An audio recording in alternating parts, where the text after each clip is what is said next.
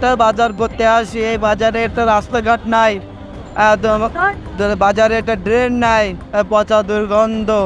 আমরা সবজি বেশি রাস্তা করে, রাস্তার অবস্থা বহুদিন থেকে রাস্তার অবস্থা করে আসছে, রাস্তা হয় না।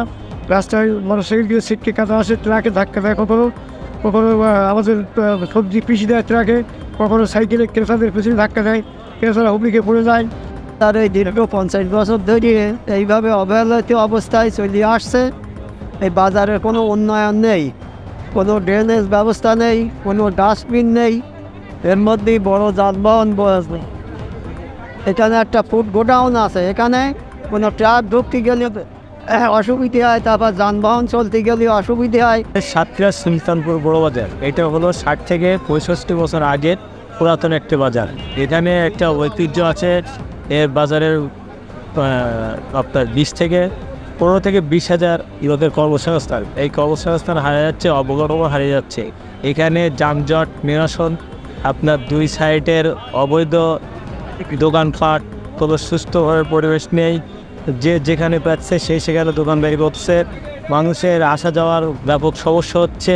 হয় তাহলে একটি সময় এই ঐতিহ্যবাহী এই 40 বছর 50 বছরের এই সাতক্ষীরা বড় সুলতানপুর বড় বাজার এটি ধরে রাখা সম্ভব হবে না। অর্থাৎ ব্যবসায়ীরা এই ব্যবসা থেকে মুখ ফিরিয়ে নিচ্ছে, তাদের একটা বসার ব্যবস্থা নেই, তারা রাস্তার মাঝে রোদে পুড়ে কাদা পানিতে ভিজে এভাবে ব্যবসা করছে।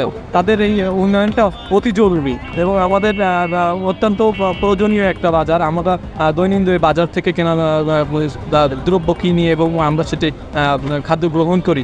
এবং আমার যে বাজারে যারা ব্যবসায়ীরা আছে, কাঁচা পাকা মাল ব্যবসায়ীরা, এনাদের জন্য সুবিধা হবে যদি একটি ভালো চাকরির ব্যবস্থা করা হয় এবং চলাচলের ব্যবস্থাও যদি একটু ভালো হয়। পাশাপাশি যদি ড্রেনের ব্যবস্থা করা হয় তাহলে আরও ভালো হবে। বৃষ্টির সময় এই সাইডে মানুষ যেতে পারে না, যে কাদা পানি একটা স্যাঁতস্যাঁতে একটা পরিবেশ, নোংরা পরিবেশ তৈরি হয়ে।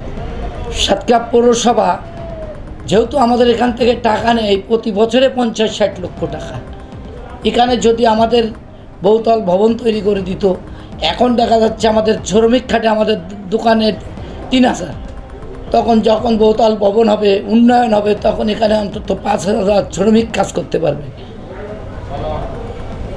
তাই আমাদের দাবি, আমরা চাই আমাদের ভারপ্রাপ্ত মেয়রের কাছে আমাদের আকুল আবেদন, আমাদের অবকাঠামোর জন্য একটা সুব্যবস্থা আমাদের করে।